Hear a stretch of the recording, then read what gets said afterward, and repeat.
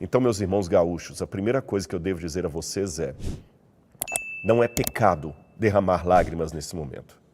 Não é pecado olhar para o céu e com lágrimas na voz, com a voz embargada, falar: por que, Senhor? Por que, Senhor? Eu sou teólogo, eu tenho um doutorado em teologia, mas isso não tira de mim os questionamentos de fé quando a vida apresenta dores. Para mim, eu ainda não entendo por que a gente pode colocar criança e leucemia na mesma frase. Isso não é justo, não faz sentido. Por que, Deus?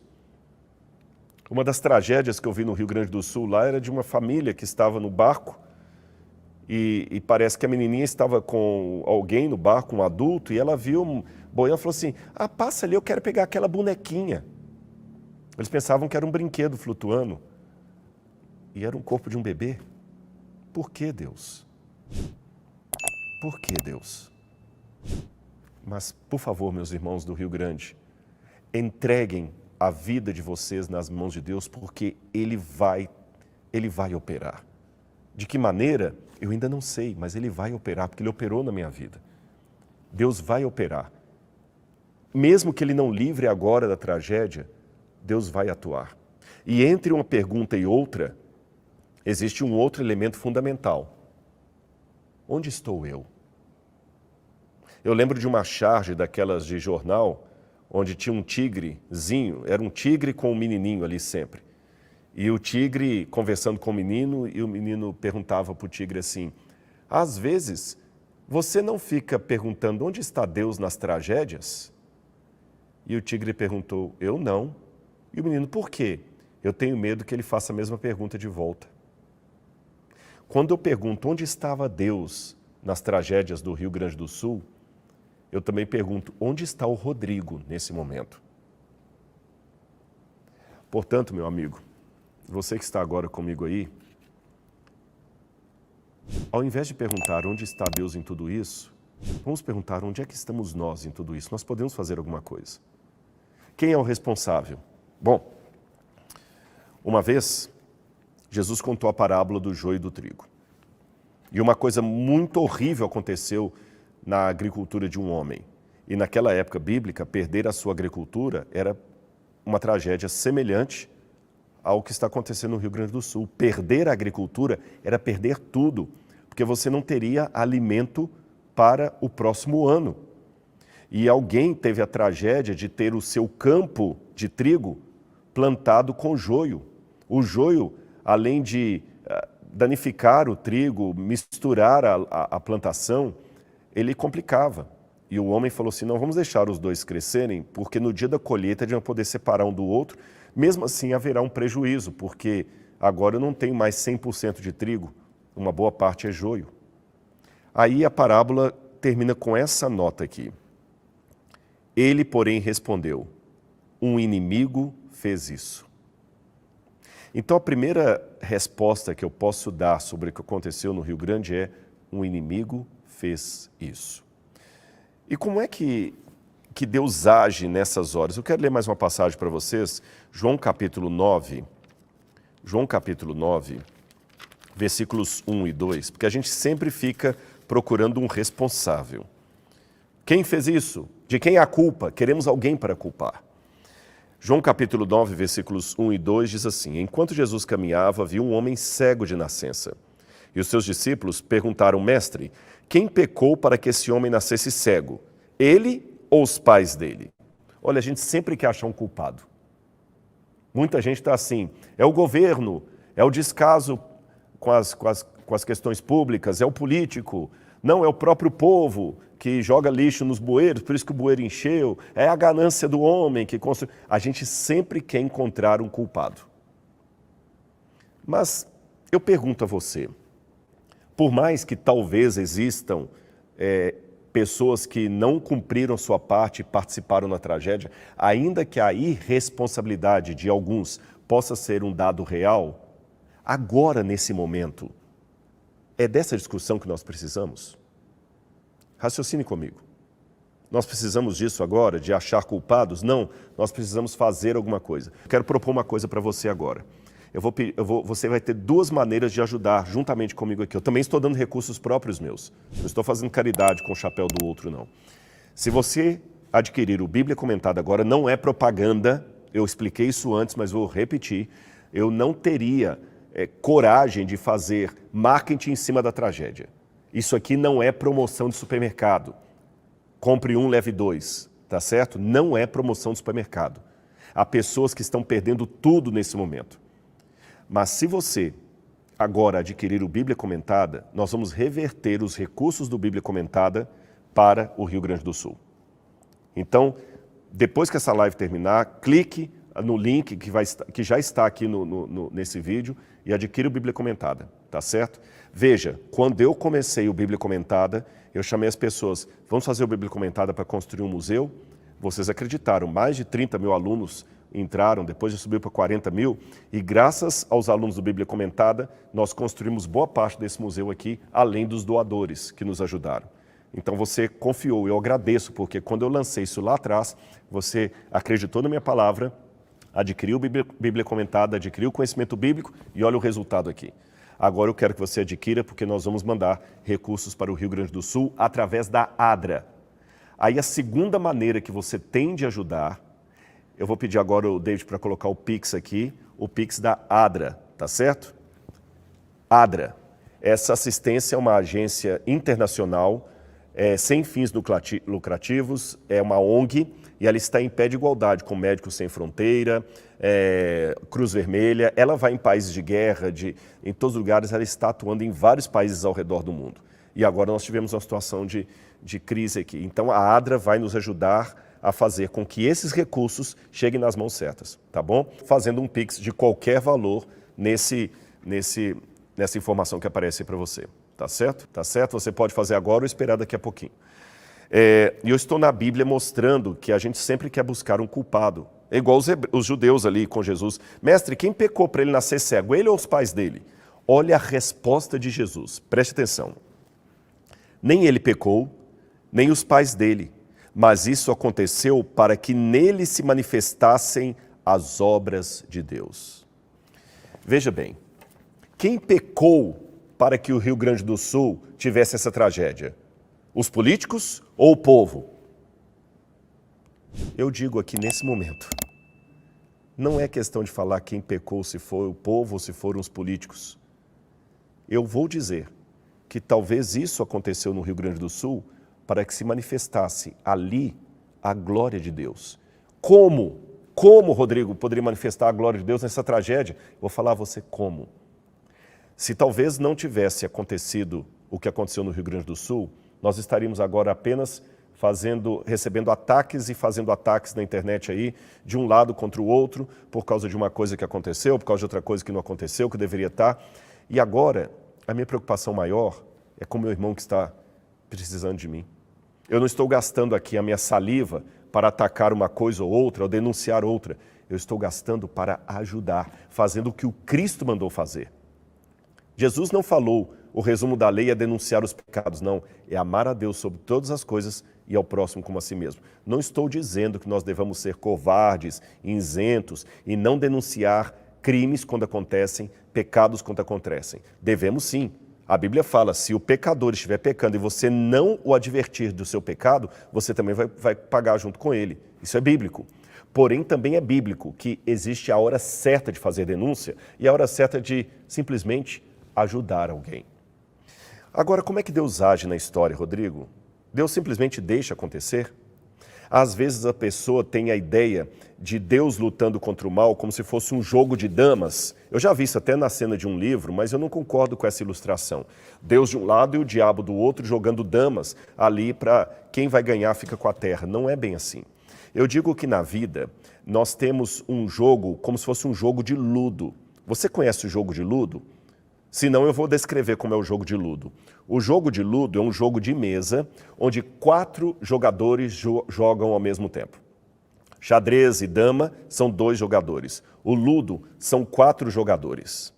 Jesus contou muita coisa em forma de parábolas, eu também vou fazer isso com você. A vida é como um jogo de ludo, com 4 jogadores. Ludo, L-U-D-O. 4 jogadores. E quem são esses 4 jogadores no jogo da vida. Eu vou contar para você quem são os 4 jogadores. O primeiro jogador, não necessariamente em ordem de jogada, é Deus, porque Deus é soberano. Deus está acima de tudo. Até aquilo que acontece contrário à vontade de Deus, no final Deus consegue reverter para alguma bênção. Deus é o primeiro jogador. O segundo jogador do jogo de ludo da vida é o acaso. O acaso são coisas que acontecem por acaso, sem nenhuma intervenção espiritual. Pneus furam, carros quebram, podem fundir o motor. Nem sempre que o motor vai fundir é porque Deus deixou fundir o motor ou o diabo fez fundir. Não. Às vezes é porque eu não troquei o óleo na época certa, e a consequência da vida. Vivemos num mundo onde cardos e espinhos brotam da terra devido ao pecado de Adão e Eva. Então o acaso existe. O acaso existe. Você não precisa agora ficar procurando uma motivação espiritual para cada coisa que acontece na sua vida. Haverá momentos em que você vai tropeçar numa pedra, porque Deus vai fazer você tropeçar numa pedra para lhe ensinar uma lição, mas haverá momentos que você vai apenas tropeçar numa pedra e nada mais. O terceiro jogador nesse jogo de ludo é o diabo. O diabo faz tudo para atrapalhar o plano de Deus. Eu vou mostrar na Bíblia que há catástrofes que é o diabo que manda. Há catástrofes que são apenas o acaso. E há catástrofes que o próprio Deus ordena que aconteçam. E o quarto jogador no ludo somos nós, eu e você, que com a nossa liberdade de ação tomamos decisões todos os dias, a favor da luz ou a favor das trevas, a favor de Deus ou a favor do diabo, pecando ou nos santificando. 4 jogadores, Deus, o acaso, o diabo e você. E os 4 vão movimentando as peças ali. Só que Deus, muitas vezes, é aquele que age primeiro, às vezes ele age por último, porque na sua misericórdia ele consegue contemplar todas as coisas. Então, por exemplo, aqui eu tenho um caso de um homem que nasceu cego, e não era necessariamente o diabo que o tornou cego, nem o pecado de alguém. Ele nasceu cego porque num mundo de catástrofes, num mundo de acasos, num mundo de degradação, num mundo de entropia, pessoas nascem cegas. Há uma loteria. Há pessoas que nascem com DNA mais propenso a adquirir um câncer, há pessoas que nascem com DNA mais resistente ao câncer. Há pessoas que nascem com um defeito congênito. Então, nós não podemos agora ficar rotulando as pessoas, não, esse aqui é mais consagrado porque o filho dele nasceu perfeitinho, bonitinho, esse aqui não é porque a criança nasceu com microcefalia. Na época de Jesus, sempre que alguém tinha um problema em família, eles já queriam procurar um pecado na vida daquela pessoa, como era o caso de Jó. Eu quero mostrar para você uma outra passagem aqui de Lucas, capítulo 13, versículo 1 a 3, para você que talvez ainda está insistindo em simplesmente achar culpados. Teve uma tragédia na época de Jesus. A tragédia da Torre de Siloé, que caiu, matando muita gente. Essa tragédia, se na época houvesse jornal, estaria estampando a primeira página dos jornais da época de Jesus, do Jerusalem Post do primeiro século. E as pessoas comentavam entre si daquela tragédia, como hoje nós estamos comentando sobre o Rio Grande do Sul. Aí, diz o seguinte, Lucas capítulo 13, versículos 1 em diante. Naquela mesma ocasião, estavam ali algumas pessoas que falaram para Jesus a respeito dos galileus, cujo sangue Pilatos havia misturado com sacrifícios que os mesmos realizavam. Então Jesus disse, vocês pensam que esses galileus eram mais pecadores do que todos os outros galileus por terem padecido essas coisas? Digo a vocês que não eram. Se, porém, não se arrependerem, todos vocês também perecerão. E quanto àqueles 18 sobre os quais desabou a torre de Siloé e os matou, vocês pensam que eles eram mais culpados do que todos os outros moradores de Jerusalém? Digo a vocês que não eram. Mas se não se arrependerem, todos vocês também perecerão. Parafraseando Jesus. Você que está em São Paulo, Rio de Janeiro, a minha casa está intacta. Você pensa que você é menos culpado ou menos susceptível à tragédia porque você não está no Rio Grande do Sul? Cuidado.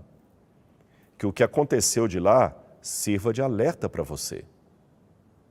Ninguém Preste atenção no que eu vou dizer agora. Ninguém é tão rico que um dia não venha a precisar e nem tão pobre que não possa contribuir.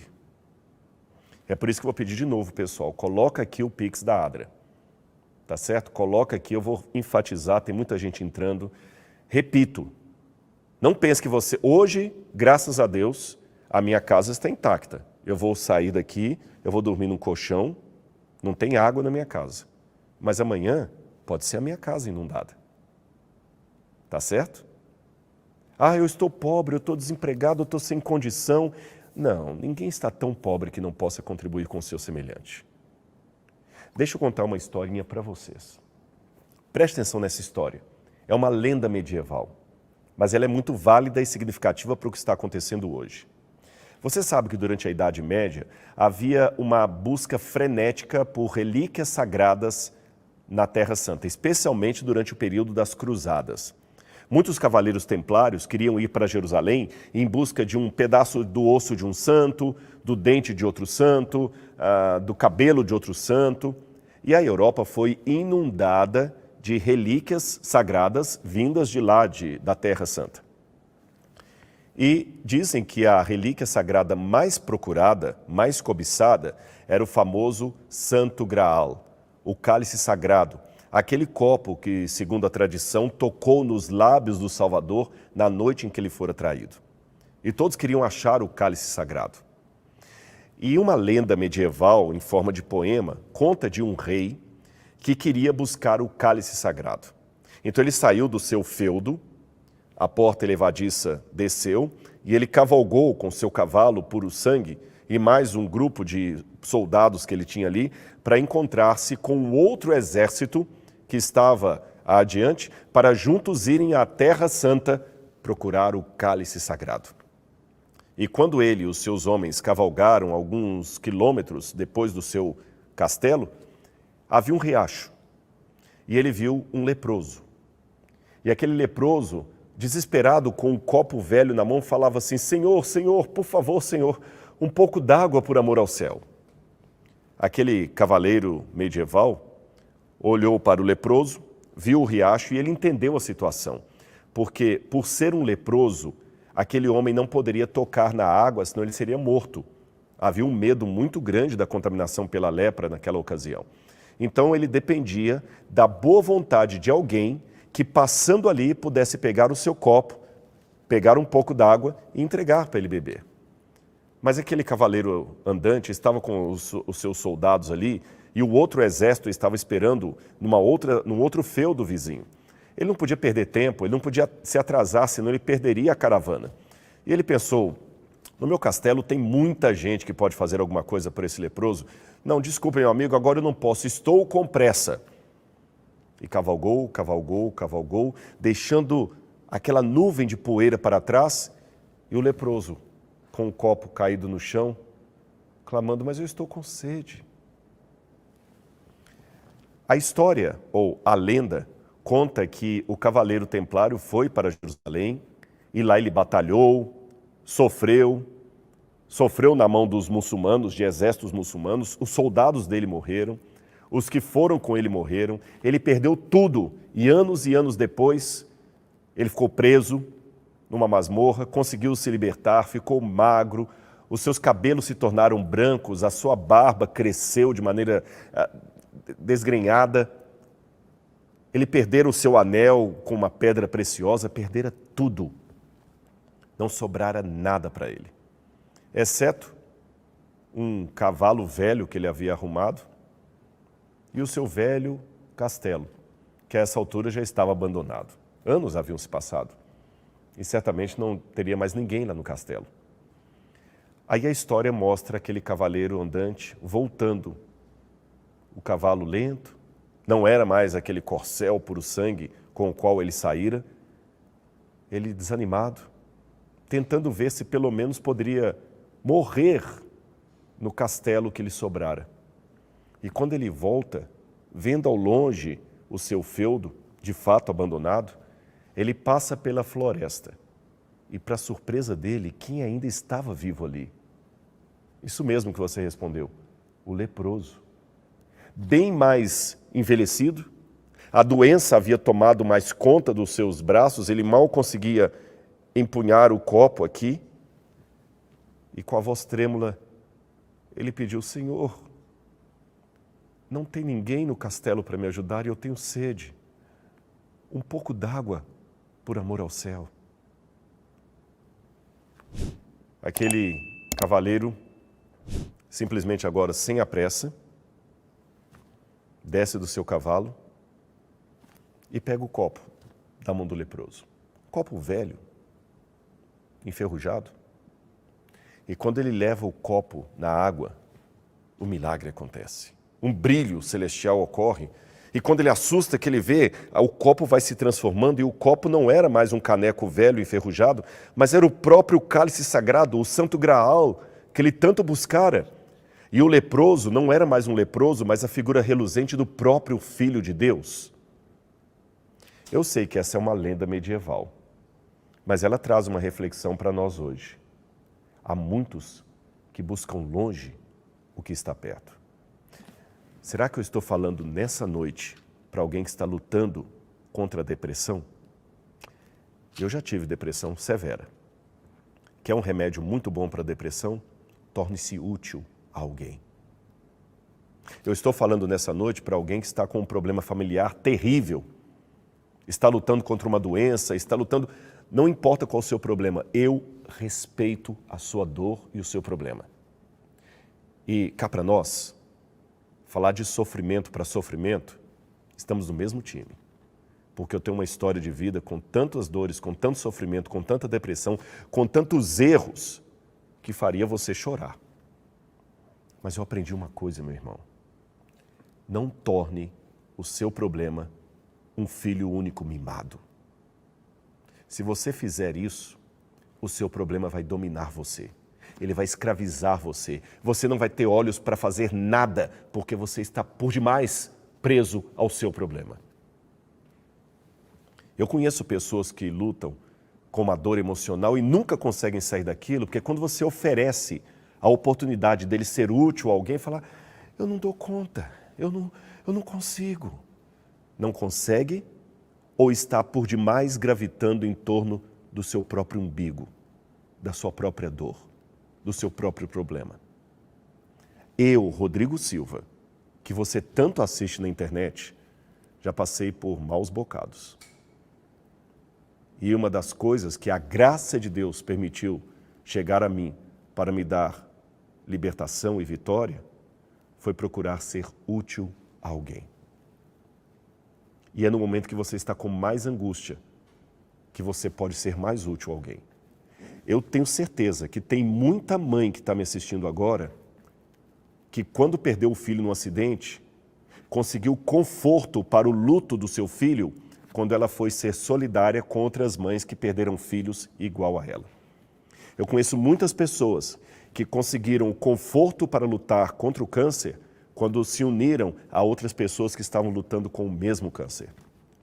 Não é à toa que o Alcoólicos Anônimos está aí para mostrar que um dos melhores lugares para uma pessoa vencer o álcool é onde há outros com o mesmo problema. E ele sendo solidário para ouvir histórias semelhantes à dele. Só que muitas pessoas eles não querem ouvir a história do outro, ele quer só desabafar o problema dele. Ele não quer ser amigo, ele quer ter amigos. É diferente. Ser amigo é diferente de ter amigo. É uma via de mão dupla. E nesse momento, você pode fazer isso agora, fazendo o seu esforço para ajudar alguém que está precisando. E o jogo de ludo? Bom, os 4 personagens estão aí. O diabo, às vezes, ele faz diretamente uma tragédia. Lembra o caso de Jó? O próprio diabo que causou a tormenta em Jó. Não foi Deus. Não foi um pecado que Jó tinha cometido. Foi o diabo em pessoa que foi ali e estragou a lavoura de Jó, matou os filhos de Jó, tirou a paz de Jó. Foi o diabo. Há vezes na vida que o diabo age. Há outros momentos na vida que Deus simplesmente tira a proteção dele por uma razão que não compete a mim julgar a providência divina. Por exemplo, quando Israel quebrava a aliança, Deus permitia que viesse o gafanhoto, o devorador de lavoura, o babilônico, que vinha destruir a cidade, a seca. Lembra na época do profeta Elias, que ficou 3 anos e meio sem chover? O Rio Grande do Sul hoje está sofrendo com enchente. Eles sofreram com a seca, que é outro sofrimento. Deus, às vezes, ele só retira a proteção dele. Há também algumas coisas que acontecem que são, sim, fruto da nossa própria impenitência, das nossas escolhas ruins. Há, sim, o caso de Judas. A tragédia que se abateu sobre Judas de terminar a sua vida como ele terminou, não foi por causa simplesmente do diabo, de Deus ou do acaso. Foi o próprio Judas. Mas uma coisa eu posso dizer para você. Eu não sei, no jogo de ludo do Rio Grande do Sul, a quem atribuir a tragédia. Seria irresponsável da minha parte, seria leviano da minha parte, dizer que o que aconteceu no Rio Grande do Sul foi Deus que mandou uma tragédia lá. Eu não sei. Também não posso falar, foi o diabo que fez ou foi o acaso. Mas uma coisa eu posso dizer. O que Jesus falou sobre aquele homem cego. O que aconteceu no Rio Grande do Sul não foi necessariamente porque alguém pecou ou outro pecou, mas para que ali se manifeste a glória de Deus. E a glória de Deus está sendo manifesta como? Através de você que está nessa live solidária comigo aqui agora. Porque talvez, se você não estivesse aqui, você estava agora procurando algum site de fofoca, o que está acontecendo, xingar alguém por posições políticas, e nós estamos aqui falando de quê? De solidariedade. É disso que nós precisamos, de solidariedade. E você pergunta, Rodrigo, mas e a proteção de Deus? Eu quero ler com você o Salmo 91. O Salmo 91 é um salmo até de exorcismo na história do cristianismo. Até na cultura judaica, ele também era um salmo de exorcismo. Jesus cita o Salmo 23, aliás, ele é citado no diálogo entre Jesus e o diabo, ali quando Jesus está no deserto da tentação. O diabo usa o salmo para atacar Jesus, né? Porque o Senhor prometeu no Salmo 91 isso. Mas olha que interessante. O Salmo 91 é um salmo de proteção contra o diabo e um salmo messiânico. Eu vou ler um pouco desse salmo para você e vou fazer algumas perguntas para você refletir. Se você tiver uma Bíblia, pode acompanhar comigo, senão apenas ouça. Aquele que habita no esconderijo do Altíssimo descansa à sombra do Onipotente. Ele diz ao Senhor, Tu és o meu refúgio e a minha fortaleza, o Deus, meu Deus em quem confio. Pois ele livrará você do laço do passarinheiro e da peste perniciosa. Ele o cobrirá com suas penas e sob suas asas você estará seguro. A sua verdade é proteção e escudo. Você não terá medo do terror noturno, nem da flecha que voa de dia, nem da peste que se propaga nas trevas, nem da mortandade que assola ao meio-dia. Caiam 1000 ao seu lado, 10.000 à sua direita, e você não será atingido. Aí você pergunta, caíram 1000 casas ao meu lado, 10.000 à minha direita, e a minha foi atingida também. Ainda que isso acontecesse, eu já não acharia justo, Senhor.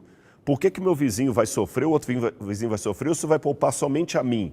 Ainda assim, eu não ficaria satisfeito.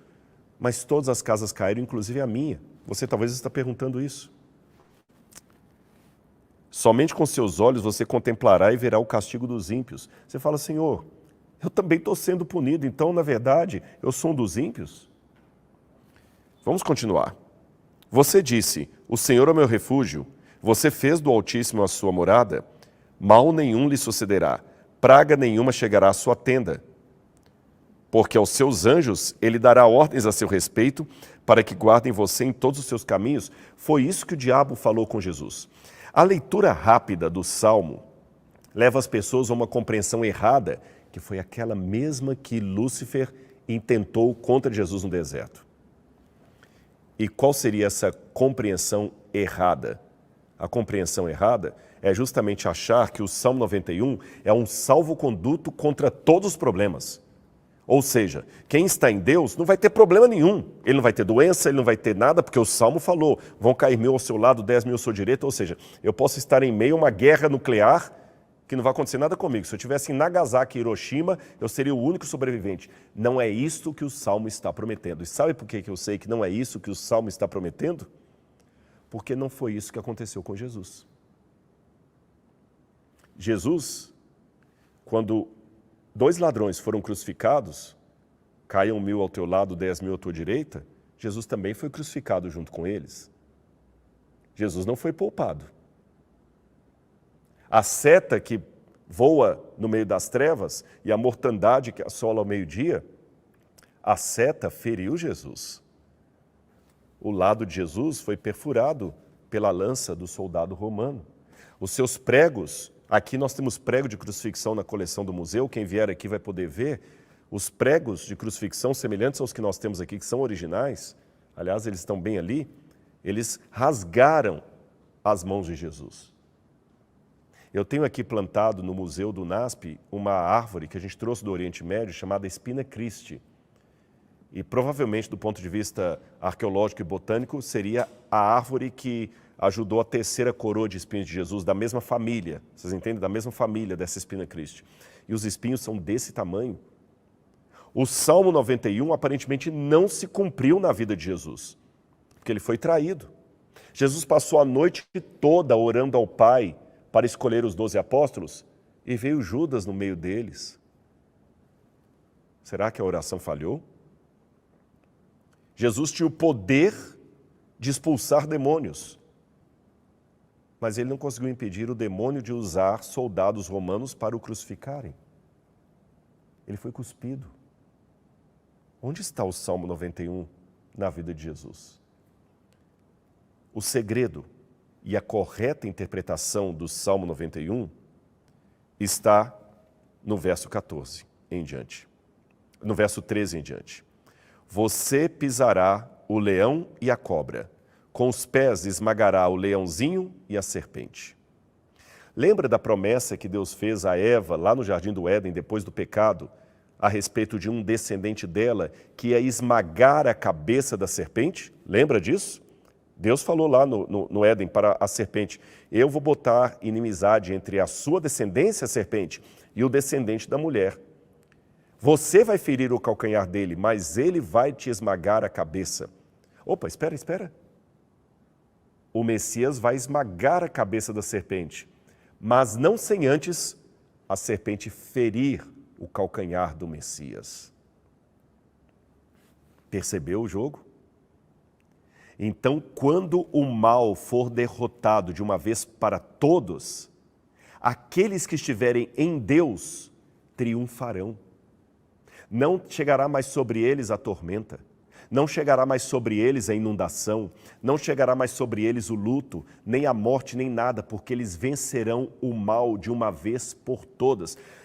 Meus irmãos, entendam o seguinte, se o Salmo 91 fosse uma salvaguarda contra qualquer problema nesse mundo, nós não teríamos experiência de fé, nós não cresceríamos em santificação, nem desejaríamos a volta de Jesus. Nós seríamos mimados de Deus. É com muita dor que o Senhor permite que o sofrimento chegue à nossa casa. Pode ter certeza. Ele está sofrendo com cada família desabrigada. Não pense que Deus está lá tranquilo no trono dele, só contemplando tudo, sem derramar uma lágrima. Não! O sofrimento do povo de Deus é sofrimento de Deus. Atos 9, verso 5, quando ele falou com Saulo no caminho de Damasco, ele não falou assim, Saulo, Saulo, por que você persegue o meu povo? Ele disse, Saulo, Saulo, porque você me persegue. Eu estou sendo perseguido. A dor do povo de Deus é a dor de Deus. Quando Jesus morreu na cruz do Calvário, o véu do santuário foi rasgado de cima a baixo, e aquilo sabe o que representava? Deus rasgando as suas vestes de luto, porque o filho dele morreu na cruz do Calvário. Lá no livro de Josué, é dito assim, naquele dia contemplarão a mim, o Senhor, a quem traspassaram.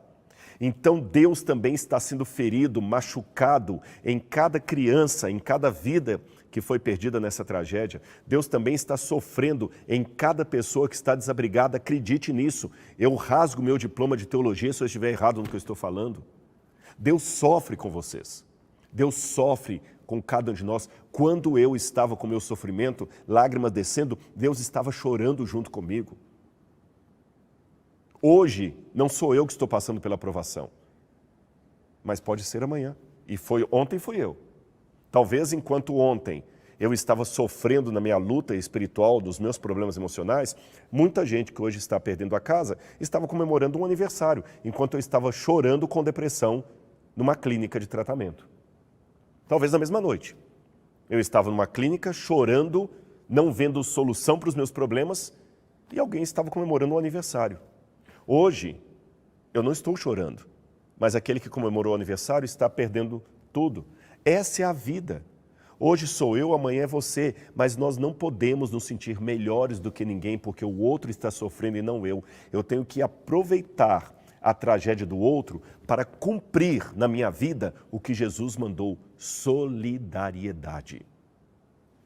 E sabe quando é que o Salmo 91 vai cumprir cabalmente? Quando essa história chegar ao seu final. Aí eu garanto para você, está no Apocalipse, vi novo céu e nova terra, porque o primeiro céu e a primeira terra passaram e o mar já não existe. Vi também a cidade santa, que descia da parte de Deus, enfeitada como uma noiva preparada para o seu noivo. E já não haverá luto, nem pranto, nem dor, porque as primeiras coisas passaram. Eis que faço novas todas as coisas, diz o Senhor. Aí sim, aqueles que estiverem salvos nesse dia, uma vez salvos e para sempre salvos, terão finalmente o cumprimento do Salmo 91 em sua vida. Porque ele passou pela tragédia e, como Cristo, ele teve também o seu calcanhar ferido, mas ele também, em Cristo, esmagou a cabeça da serpente. Vocês, meus irmãos gaúchos, estão tendo o calcanhar hoje abocanhado pela serpente, a tragédia. Mas confiem em Deus. Nós estamos aqui com vocês. E em breve, se vocês permanecerem em Cristo Jesus, vocês esmagarão a cabeça da serpente de uma vez por todas. Os milagres que Deus realiza nesse mundo são provisórios, são passageiros. Jesus ressuscitou Lázaro, mas ele depois morreu de novo. Jesus ressuscitou o filho da viúva, mas depois ele morreu. Mas um dia haverá uma ressurreição definitiva. E Jesus, quando ressuscitou no domingo, ele foi o emblema, o símbolo do que acontecerá com todos aqueles que ficarem firmes em Deus, pela graça de Cristo e pelo sangue derramado na cruz do Calvário. Eu não queria que ninguém estivesse precisando desse dinheiro. E eu tenho certeza que os gaúchos também não queriam estar passando pelo que estão passando. Mas uma vez que aconteceu, é hora de nós sermos cristãos. Você pode discordar de um monte de coisa que eu falo. Você pode até não gostar de mim. Mas, por favor, por tudo que é mais sagrado, cumpra o Evangelho de Cristo. Porque a Bíblia, que eu creio, diz que um dia Jesus voltará nas nuvens do céu com poder e grande glória. E ele falará para um grupo: entrem, benditos de meu Pai. Recebam por herança o reino que está preparado para vocês desde a fundação do mundo. E quando aquelas pessoas, e eu quero estar entre elas, perguntarem: Senhor, nós não merecemos. Ele fala: merece, em primeiro lugar, por minha graça. E em segundo, porque eu tive fome e você me deu de comer. Eu tive sede, você me deu de beber. Eu estive nu e você me vestiu. Eu estive preso e você foi me visitar. E as pessoas perguntarão: Senhor, mas quando é que a gente fez isso? E ele vai dizer: todas as vezes que vocês ajudaram ao menor dos meus irmãos, a mim vocês ajudaram. Quando eu estava com depressão, internado no Servisa, eu era o menor dos irmãos. E muitos vieram me ajudar porque enxergaram Jesus em mim. Hoje, Jesus é gaúcho, Jesus é sem teto, Jesus é alguém que perdeu tudo. Jesus é um enlutado. Hoje, Jesus é alguém que está dormindo numa paróquia, numa igreja que não foi afetada, numa igreja evangélica, numa igreja católica, numa escola pública, num galpão, na casa de parentes. Hoje, Jesus tem sotaque de gaúcho. Hoje, Jesus precisa da nossa ajuda. Seja solidário você também. Que Deus abençoe muito a sua vida.